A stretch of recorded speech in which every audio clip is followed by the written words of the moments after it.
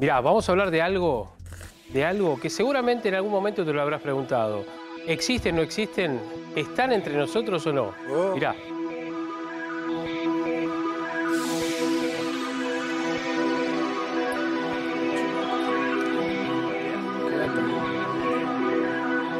Y el tema son los ovnis, los objetos voladores no identificados, ¿no es cierto? ¿Ovnis entre nosotros? Esta es también la pregunta que se hacen muchos. A propósito de lo conocido en los últimos días respecto del Pentágono en los Estados Unidos, donde visualizó aproximadamente 400 objetos y los ha declarado como una amenaza. Sí. Objetos que no se han podido identificar y que vuelve cada tanto esta observación, digo, en estas cuestiones, ¿no? Y saber si hay otros mundos en los cuales viajan para conocer el nuestro. Claro, pero ¿por qué siempre no tomarlos como amenaza, no? Es lo que se viene tratando incluso en el cine desde hace muchísimos años, que todo lo que tenga que ver con lo que no conocemos nosotros es una amenaza, ¿no? Tal cual. Y tal vez no es así, ¿no? ¿Tuviste alguna vez, Javi, alguna situación paranormal o algo de eso de haber avistado algo estando en Córdoba o en alguna de las provincias que sucede? No, yo tengo una vaga... Yo creo que fue un sueño en realidad, no fue algo real. En Mar del Plata, sí, en Playa Grande. Sí. Pensé como que había visto un objeto volador. Era chico yo, pero yo creo que fue más un sueño. No fue real, digamos, quiero decir. Pero me quedó muy marcado eso. No era un plato volador muy marcado como en las películas ni nada por el estilo. Algo raro que lo sorprendía a todos. Sí. Tal vez sea porque era la época en que se hablaba mucho. La verdad que no sé. Yo creo en eso. Yo creo en eso, justamente, ¿no? Y mucho más teniendo en cuenta, bueno, lo que ha mencionado de alguna manera lo que es el Pentágono, ¿no? Con estos 400 objetos que los han declarado amenaza. Mirá, a mi lado están, voy a mencionar en este caso a Dante Franch, que es ufólogo, ¿sí? Y vamos a hablar con él en algunos momentos nada más. Y el señor Polanco, que también está con nosotros, piloto, que hemos hablado en alguna oportunidad con ellos, a propósito de esto, ¿no? De encuentros cercanos del tercer tipo, podemos decirlo, con objetos no identificados. Y bueno, vamos a hablar con ellos vinculados justamente a estos hechos, ¿no es cierto? Jorge, ¿cómo te va? Buenas tardes. Javier, buenas tardes a vos y a todo tu equipo. Gracias por atendernos también. Y a Dante también. Dante, vos sos estudioso de este tema, ¿no es cierto? Sí, ¿cómo estás? Muy buenas tardes, exacto. Me ha tocado tener experiencia de ver y dedicarme un poco a estudiar, investigar esto. Tal cual. Dante, mira, vamos a hacer un resumen. Quiero que lo hagas vos en realidad, porque lo has leído también y te has interiorizado, de lo que pasó en Estados Unidos y lo que menciona justamente el Pentágono. Sí, mira, hay una secuencia de hechos puntuales que ya desde hace unos 10 años atrás están como empezando a liberar un poco ese hermetismo de que no existe nada, de que no hay nada, de que es todo imaginación, dado que han hecho caso de astronautas que se han desmayado ante las cámaras cuando empezaron a contar lo que vieron, personal militar en los congresos del Club de las Américas en Washington, militares, políticos, hasta senadores, hablando del fenómeno OVNI y de las evidencias que hay. Sí. Un exministro de Defensa de Canadá. Entonces todo eso llevó a una sucesión de hechos que hace unos 7 años atrás la Marina norteamericana libera una serie de videos que primero negaron que eran reales, no la Marina, sino el Pentágono, y después fueron publicados en el New York Times, hasta que la Marina hace 1 año y medio dijo que sí, que esos videos eran verdaderos. Después empezaron a liberar documentos, documentación. Hubo una ley que amparaba la posibilidad de hablar sobre este tema a los políticos y militares, y esto concluye el martes pasado en el Capitolio, donde se reunieron políticos de alta jerarquía, militares, asesores, subsecretarios de Defensa, para plantear que sí, que estos objetos han aparecido. Por ahora se los llama como si fueran fenómenos atmosféricos, o sea, hasta se le cambió la famosa sigla esa del OVNI, fenómenos atmosféricos no identificados, y bueno, planteando argumentos como que no entienden con qué propulsión funcionan, no hay todavía argumentos como para decir que son extraterrestres, o sea, con un ni, pero lo importante es eso, es como una especie de abertura de puertas, que de a poco están sacando a la luz una realidad que no se puede tapar con las manos. Y a Jorge, breve, porque vamos a seguir andando con vos, Jorge, vamos a recordar cómo fue ese para vos, de alguna manera, encuentro con un objeto volador no identificado. Vos estabas piloteando, ¿no es cierto? Contanos. Bueno, el evento, el primer evento, o el conocido por todos ustedes, que de alguna manera se hizo tan pero tan mediático, fue en Bariloche. Fue un evento de 17 minutos, con la presencia lado a lado del avión. En principio, en nuestro arribo, pensando de que el aeródromo había quedado inoperativo porque hubo un corte de luz. Cuando nos aproximamos al aeropuerto, divisamos otra luz, empezamos a preguntar de qué se trataba. Bueno, y obviamente toda esa secuencia por la cual estaba escuchando atentamente ahí al señor que te explicaba, y que es muy importante que la gente sepa que el fenómeno, a mucha gente, me incluyo, te pone atemporal. Cuando yo te digo atemporal es porque no sabes si eso duró 1 minuto, 1 hora o 50 segundos.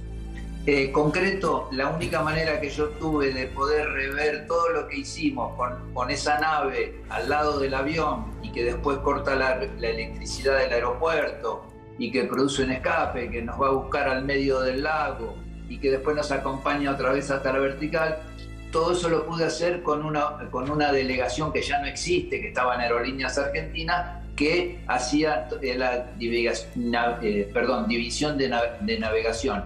Y ellos representaron, a través de las velocidades y la trayectoria del avión, los 17 minutos que duró ese evento. Dentro de ese evento hay muchísimas cosas para poder contar, aportar, y fueron realmente muy duros para mí, porque me llevó a una realidad que era impensable hasta ese momento. Yo era un creyente más y decía, sí, puede ser, deben existir, pero nunca tener la posibilidad de tener una nave a menos de 30 metros del avión y al lado mío formándome, con tamaño, dimensión, forma, bueno, un montón de cosas. Y con la suerte en ese momento que por encima de mi avión había un avión militar de la Gendarmería Nacional con 2 pilotos que eran de alta jerarquía, y los 2 obviamente fueron testigos privilegiados en ese momento de todo esto. Bueno, a posteriori, haciendo correlato con lo que contaba este señor, que está contigo también acá en cámara, yo tuve la suerte de acceder, no porque investigue, sino porque mucha gente me informa, y porque de alguna manera ese caso para muchos se transformó en algo que realmente es referente de la región. Recibí mucha información. De hecho, tuve la suerte de estar sentado con un señor que se llama Robert Salas, que era comandante de una base misilística en los Estados Unidos, y con él departimos en una cena donde me contó todas las vicisitudes que tuvo cuando precisamente también un ovni se posa prácticamente arriba de la base misilística, le bloquea todos los sistemas, y él, como comandante de la base, tenía que notificar a Washington de qué estaba sucediendo o a sus superiores. Y me dijo que fue, a ver, de la misma manera que yo lo sentí.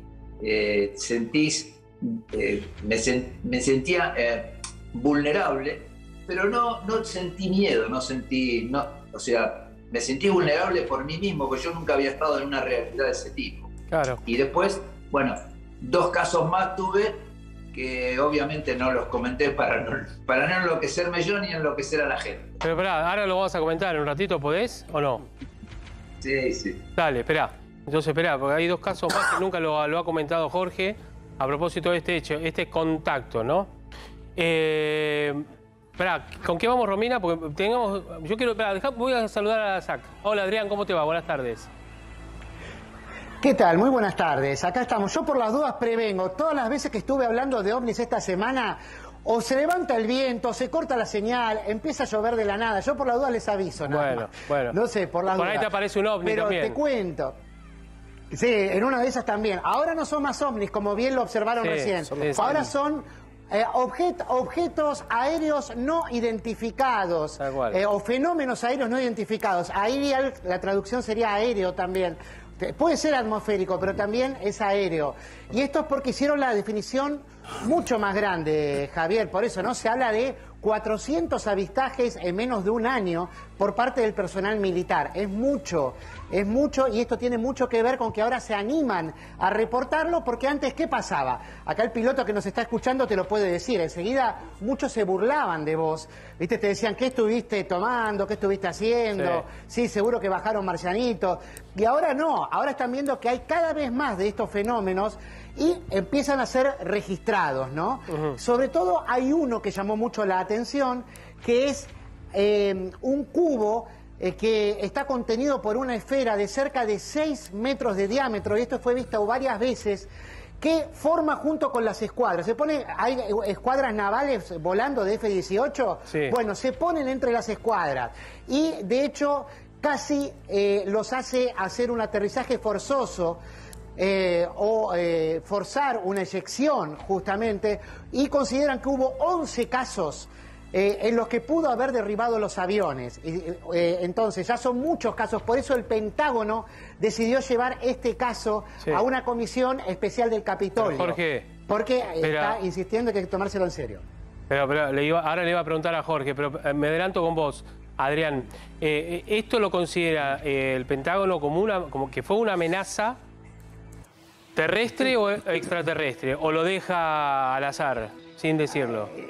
Mirá, lo deja como materia de investigación. De hecho, en la comisión esta de legisladores, justamente querían saber si podía ser China o Rusia que fabricara este tipo de artefactos, pero dice que el rango de movimientos que tiene es algo nunca visto. O sea, la aceleración y desaceleración de estos objetos, dice, no parece ser algo hecho por el hombre, con tecnología disponible, a no ser que se trate de una tecnología hipersecreta. Mirá, es lo que nos decías vos, Jorge, ¿no? Javier, esto me ocurrió a mí hace 25 años, y lo primero que convenimos con los dos oficiales de Gendarmería, que eran también pilotos y oficiales superiores, es que jamás habíamos visto, y menos hace 25 años, desplazamientos donde la física para nosotros es otra física. O sea, desplazamientos a 90 grados a velocidades de casi 3.000 kilómetros. El hombre no conoce, no estábamos preparados para eso, ni había tecnología suficiente, como algún descerebrado comentó aquí en la Argentina, de que era tecnología americana, que nos estaban espiando. Le digo, bueno, somos elegidos, nos vienen a espiar a nosotros a Bariloche a las 8:30 de la noche. Una locura. Pero ¿a dónde voy yo?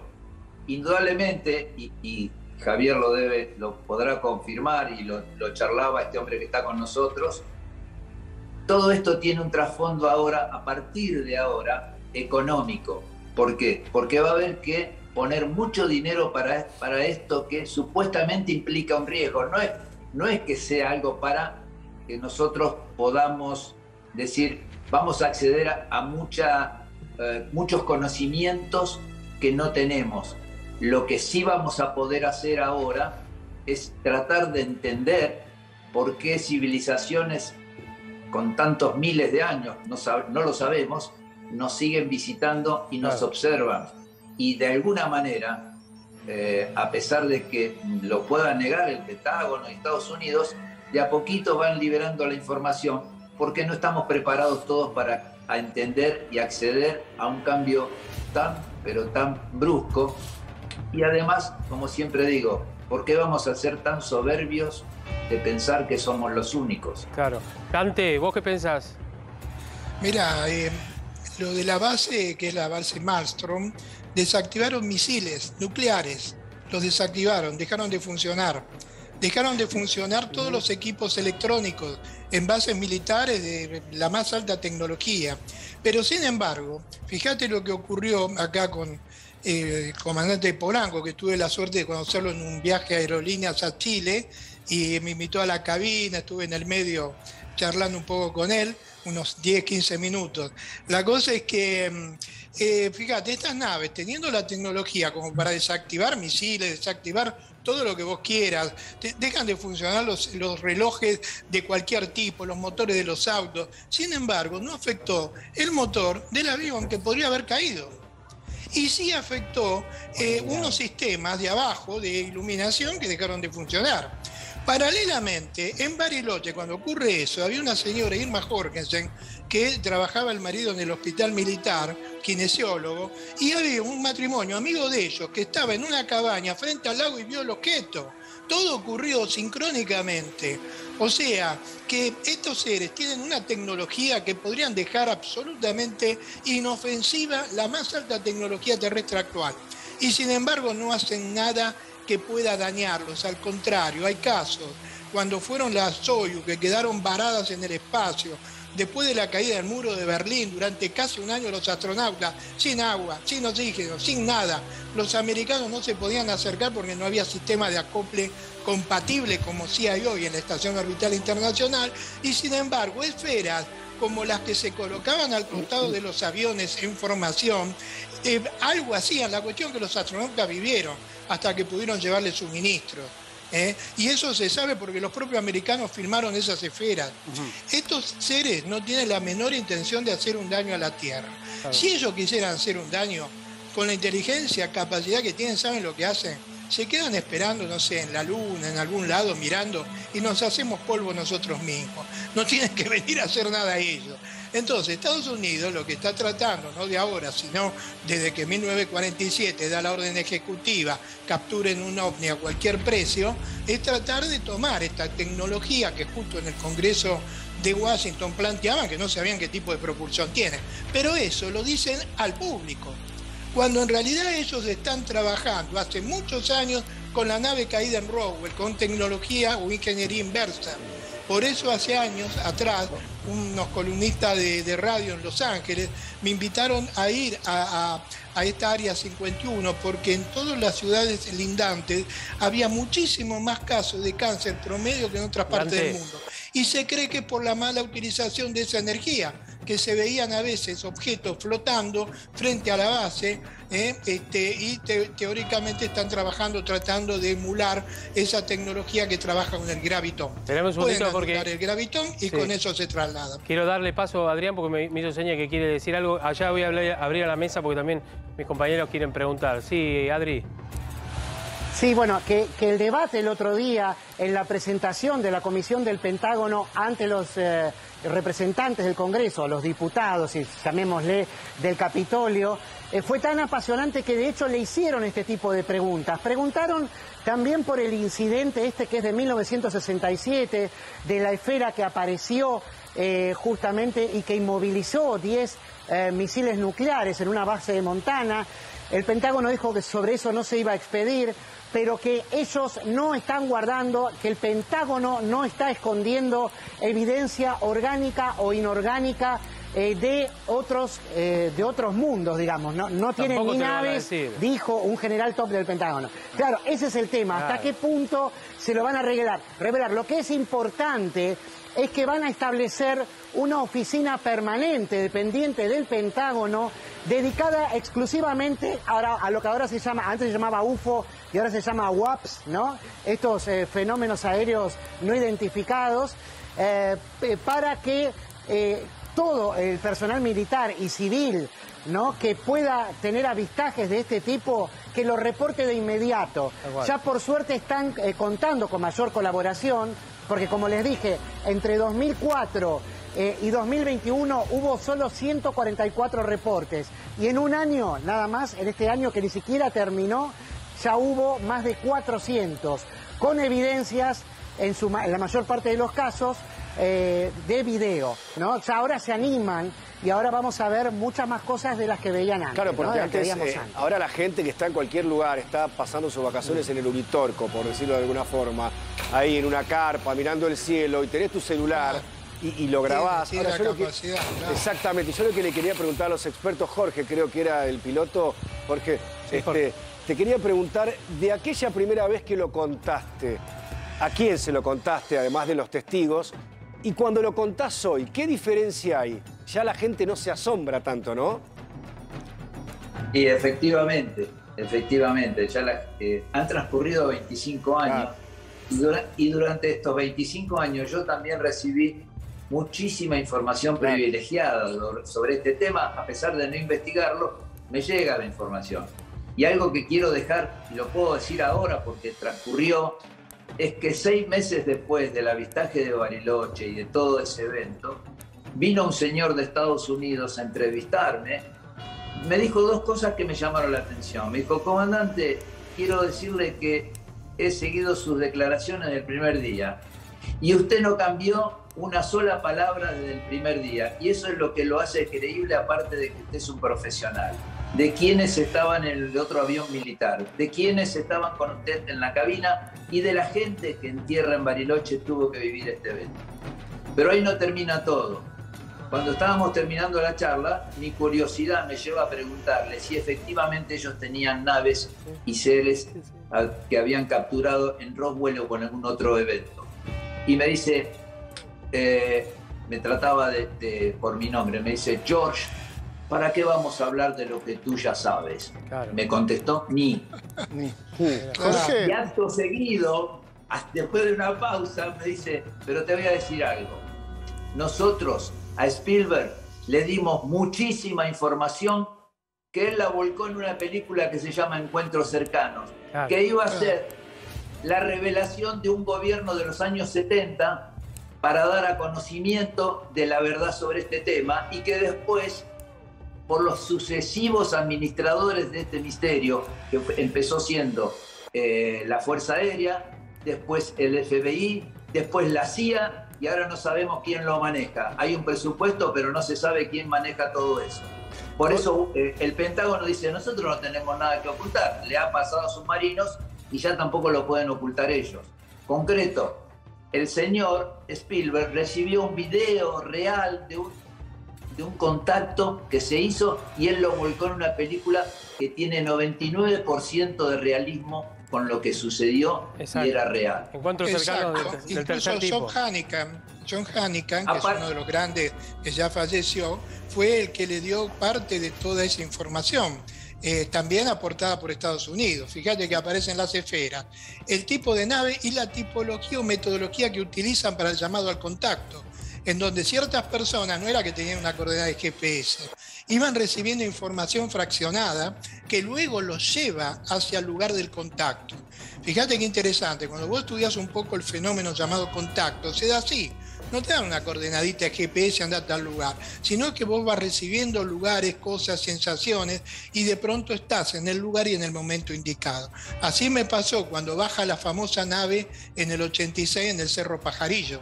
Yo estaba con 12 personas detrás esperando ese arribo de esa nave que deja una huella de 115 metros de largo por 95 de ancho, pero que además fue publicado en el diario Clarín 3 meses antes, el hecho puntual de lo que iba a ocurrir. En 1985, en diciembre, fue publicado en el diario Clarín. Jorge, así es la metodología de acercamiento y contacto. Jorge, ¿cómo te va? Rodrigo Salemi.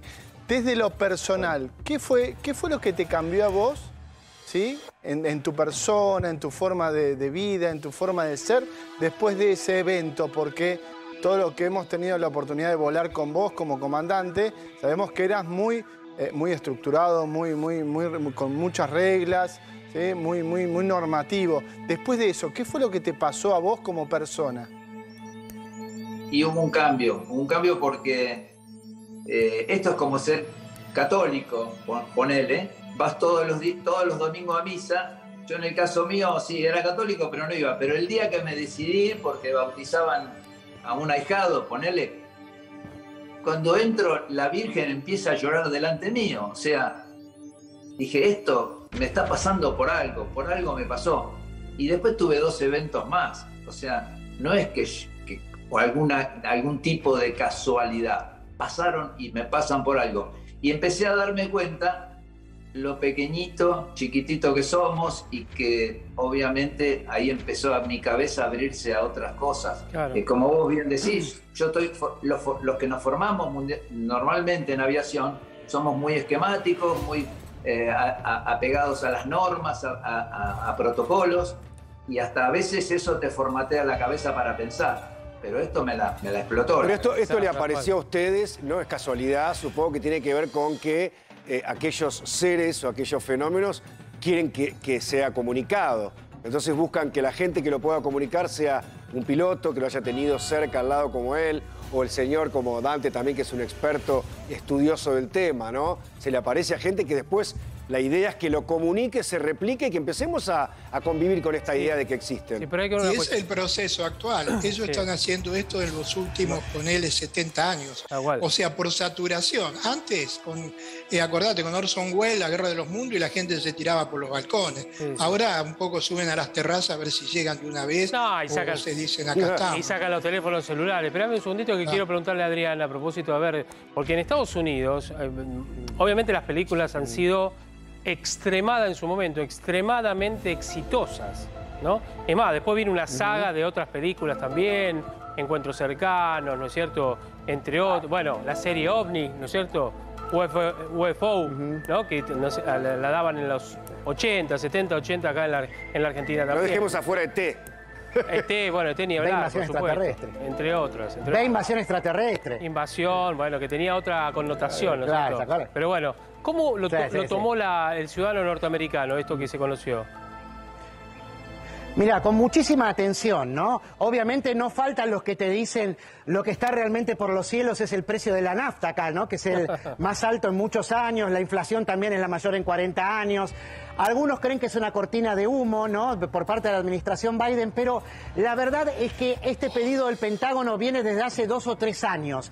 O sea, no es algo que sea coyuntural y que ni siquiera pertenece a esta administración. Simplemente lo que consiguieron ahora fue un turno para poder presentarse en el Congreso y hablar de esto, para ponerle voz oficial, para decir, atención, esto no es alguno de estos loquitos trastornados que está en Internet y que las redes sociales te llenan con teorías de la conspiración, como pasa con el COVID, por ejemplo. Ojo, porque también hay muchas teorías falsas. Por esa razón también quieren poner esta suerte de ministerio del OVNI, dependiente del Pentágono, para justamente separar la paja del trigo, ¿no? Hay informes que son completamente hoax, falsos, sobre avistajes que nunca existieron y que de hecho fueron los que postergaron investigaciones sobre fenómenos más creíbles, desde esa vez del episodio que hablábamos de Montana, de la paralización de los misiles nucleares, porque en su momento, gracias a eso, no se creyó más y no se volvió a investigar en el Congreso hasta después de 50 años, ¿no? Entonces, a partir de ahora, la idea es esa. Todo lo que sea oficial, todo lo que sea creíble, aún no sabiendo si se trata de extraterrestres o de chinos o de rusos o de quién sabe de quién, hay que investigarlo y no se puede seguir subestimando este fenómeno ni pasándolo todo por un tamiz de racionalismo que diga, no, bueno, este está loquito, esto está mal, ven muchas series, etcétera. Pero el ciudadano común igualmente, que era tu pregunta, sí le está dando muchísima importancia, porque esto está alto en la agenda de los medios y hace que hablen todos. Acá no hay grieta, porque los que más preguntaron fueron los de la oposición republicana, justamente sobre todos estos fenómenos que venían desde antes. Esto, digamos, es una de las pocas cosas en las que están todos de acuerdo en hablar, más allá de que algunos denuncien justamente que se trata de una cortina de humo. Igual, el interés acá en los Estados Unidos es particularmente alto. Bien, y quiero preguntarle a Jorge Polanco, a propósito de esos 2 encuentros que nunca los ha contado. Jorge, a ver, ¿no está todavía? Ahora lo vamos a reconectar. Vamos a reconectarlo. Javi. Lo que estamos viendo es... A ver, lo que estamos viendo son imágenes desde una estación espacial. Estación espacial. Sí, que están haciendo algunas tareas, ¿no? Esto es en vivo. Eso es la Estación Espacial Internacional, claro. Exactamente, esto es en vivo, Esto está ocurriendo en este momento, por eso queríamos mostrarles, porque hay uno de los astronautas que está seguramente haciendo alguna reparación. Miren cómo tienen que sostenerse, ¿no? Sí, porque son como andamios colgantes, ¿no? Y esto es lo que generó, disculpame, que haya tanta cantidad de avistamientos, porque hay 3 cámaras online Y hay miles de personas en el mundo, incluso organizaciones, que están las 24 horas observando y grabando. Claro. Antes, de pronto, podía aparecer algo y nadie se enteraba. Ahora aparece algo y a lo pocos horas, minutos, está por todos lados, por todos los medios. Y todo el mundo está mirando al cielo. Ahora le voy a preguntar a Jorge que nos cuente los otros 2 episodios que ha tenido con objetos voladores no identificados. Ahora, ¿cómo es, Adrián, la cosa? ¿Cómo hay que decirla ahora? Fenómeno. Fanny. ¿Cómo? Para que no tenemos audio, espera. Ahora es Fanny, Javi. Espera que no tenemos audio. Ahora sí. ¿No? ¿No me escuchas? Ahora sí, ahora sería UAPS. Eso es en inglés, sería Unidentified Aerial Phenomena. O sea, fenómenos aéreos no identificados. Ajá. Eso sería, ¿cómo sería en español? Fenómenos aéreos no... Fanny. Sí. No sé, Fanny. Igual. Fanny, ahí está. Fenómenos aéreos Fanny no suena identificados. gracioso en inglés, ¿no? No está Fanny, bueno. gracioso, Fanny. Sí, también. Vale. También por eso. Dante, te pregunto, antes que nos cuente Jorge, la puerta de Marte. ¿Se ha encontrado la puerta de Marte? Contanos de qué se trata. Mirá, justamente el Curiosity es un rover que está en Marte ya hace como 10 años y ha mandado una serie de fotos muy interesantes. Pero esta, que se llama la puerta en Marte, que incluso hay varias tomas, esta es una toma lateral, es muy llamativa. O sea, tiene la forma del dintel, tiene la estructura arriba, es como que aparece muy hecha, fabricada, no como algo natural. Incluso quieren plantear de que hubo un maremoto, un movimiento a nivel no de mar, sino de tierra y de arena, y que lo formó hace poco, pero no, es totalmente ridículo. Y además, fíjate, yo hice, qué lástima, no sabía que me iban a preguntar esto, yo lo que hice, le reduje los contrastes y aparece, háganlo ustedes, porque esta foto está hoy en internet, detrás como una silueta y un rostro. Sí. Atrás, justamente en medio de la sombra, aclará eso, lo digo para la gente que lo esté viendo también que lo haga, y aparece como si fuera un macrocéfalo, que es la categoría cabeza grande, ojos también grandes, como si estuviera parado, como si eso tuviera una continuidad hacia atrás. Y no es la única puerta que se fotografía en Marte, hay otras tomadas también por sondas orbitales, pero estas son fotos oficiales que están en la página de la NASA y tienen, son 15 días prácticamente. Mira, y la estamos viendo ahí justamente, ¿no? Parece que fuera una especie de entrada a un túnel. ¿No? Exactamente, ahí está. Bueno, se considera que la civilización, o sea, eso lo considero yo y lo he planteado ya en mis primeros libros, que la civilización marciana es intraterrena por los cambios geológicos, geofísicos, tectónicos que ha sufrido Marte, como lo ha sufrido la Tierra, pero Marte también, y eso ha hecho que haya una civilización marciana en el interior de Marte, en lo que sería la parte interna de Marte. Y bueno, eso es un planteamiento que yo hago. Okay. Marte para mí, y hay unos secretos raros o algo que está pasando, porque muchos de estos rovers que actúan con la luz solar, las baterías, se llenan de polvo y a los 2 o 3 días están limpios, como que algo los limpia y ahí no hay tornado, huracanes de aire puro, cuando hay una arena y todo cubre todo, y sin embargo siguen funcionando. Ya van 10 años. Además, yo siempre digo, ¿no? ¿Cuál sería el objetivo de mentir? Claro. Mostrar algo que no es, o viste que alguno puede decir, esto debe ser, no sé, el Valle de la Luna en Argentina, o debe ser el Cañón del Colorado, que tomaron una imagen y la quieren mostrar para potenciar o justificar el gasto. Y no, bueno, hay gente que cree que el hombre no llegó a la Luna, bueno, o sea, y que la Tierra es plana. Hay gente que dice que la Tierra es cuadrada, claro. No sé, que es un cubo. Entonces, hay ciertas cosas que no podés oponerte, simplemente la evidencia con el tiempo va barriendo todo ese tipo de arquetipos mentales que a veces no tienen ningún fundamento. ¿Dijo algo Biden a propósito de este informe del Pentágono, Adri? No, Biden se mandó a mudar, se fue a Corea, ahora está haciendo una gira allí, es su 4ª gira internacional como presidente, pero todavía no se expidió sobre esto, aunque bueno, la comisión, por supuesto que fue nombrada también por la Casa Blanca, está siguiendo muy al tanto todo lo que sucede y reportándole a Biden, ¿no? Por ahora con lo que especulamos son con estos secretos guardados, que por ahora, reiteramos, el Pentágono desmiente. Bien, Jorge, ¿nos contás cómo fueron esos 2 encuentros? Hacernos un resumen. Bueno, fueron en el año 95 y 96. El más mediático fue el de Bariloche, el 31 de julio del 95.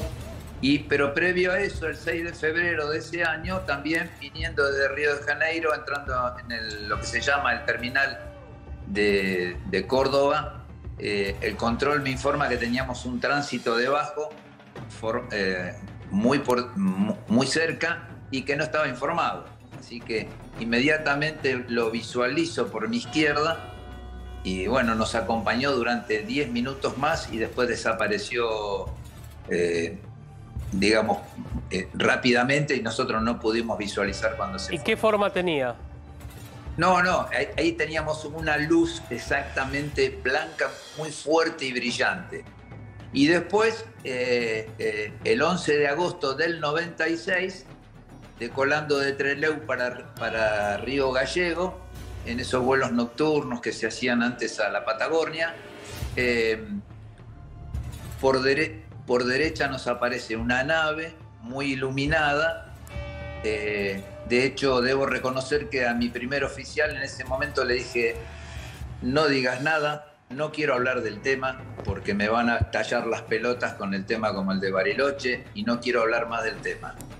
Y este pobre hombre se retiró, se jubiló y jamás pudo decir que habíamos visto una nave extraterrestre juntos también. Así que, bueno, para mí, después de esas 3 experiencias, obviamente no hay ninguna duda de nada, en absoluto. Y de hecho, vuelvo a repetirte, tuve la oportunidad de estar cenando con Robert Salas, que era el comandante de esa base misilística, quien me contó él personalmente, porque él pidió conocerme cuando vino aquí a la Argentina, y él me contó su experiencia. Jorge, ¿tuviste alguna repercusión en el avión en alguno de esos 2 avistajes? Porque viste que muchos tenemos la fantasía o la teoría de que va a pasar un ovni, se va a apagar las luces del avión, se va a quedar sin energía, se va a apagar los motores. ¿Tuviste algún problema de esos o alguna repercusión de la parte electrónica? No, en absoluto. Hay que diferenciar eso, y lo explicaban al principio. No entrañó ningún riesgo para el vuelo en sí del avión operativamente, pero sí todos los instrumentos del aeropuerto de Bariloche, todo magnetizó todo, y de hecho lo aceleró y lo paralizó al grupo generador, que sacaba humo como si se hubiese quemado. Lo aceleró, y todos los instrumentos de la torre se los rompió todo. Se quedaron sin indicadores, magnetizó todo. O sea que, y a mí al avión no le hizo absolutamente nada. Increíble. Debo reconocer que así fue. Increíble. Bueno, Jorge, gracias por haber compartido con nosotros esta Déjame experiencia. 2 segundos. Sí, dale algo que sobre el comandante Polanco, muy breve. Que hay que aplaudir la valentía de decirlo cuando esto ocurrió. Porque a mí me ha tocado tener experiencia con otros pilotos en el exterior, de Avianca, por ejemplo, y cuando llegó a Buenos Aires no hubo forma de que hablara, porque lo suspendían, lo mandaban a hacer estudios psicológicos y perdía todas las horas de vuelo. Entonces él fue un gran valiente y lo sigue siendo hoy en día. Y sigue siendo valiente también. Bueno, gracias Dante por esta comunicación, gracias Jorgito, sabés que te queremos muchísimo también, y gracias por estar siempre, Hasta luego, hasta luego. Chao. Adri, cerramos desde ahí, entonces esto seguirá, esto continuará, ¿no es cierto? Sí, esto va a continuar. La idea es que haya una próxima reunión en un plazo a determinar, pero puede llegar a ser el año que viene. Me refiero a una reunión entre el Pentágono y el Capitolio nuevamente, pero la idea, como te decía, es hacer esta suerte de ministerio, no dependiente de la Casa Blanca, pero sí del Pentágono, para que justamente haya cada vez más y más valientes, personas que tienen este tipo de encuentros, para que lo narren sin necesidad de que lo manden a hacer un test de alcoholemia, una rinoscopía o cualquier otro tipo de evaluación o de test psicofísico particular para detectar algún problemita, ¿no? Bien. Pero la verdad es que ya empezó a cambiar acá la gente, pues ya te dije, 400 avistajes en un año, te habla de que algo se está haciendo bien en cuanto a envalentonar, a animar al personal naval y de la Fuerza Aérea. Tal cual, totalmente. Bueno, y ha llamado la atención en todo el mundo y ha despertado otra vez el interés por estas cuestiones. Adri, te mandamos un abrazo enorme y gracias, Igualmente para todos. Bien.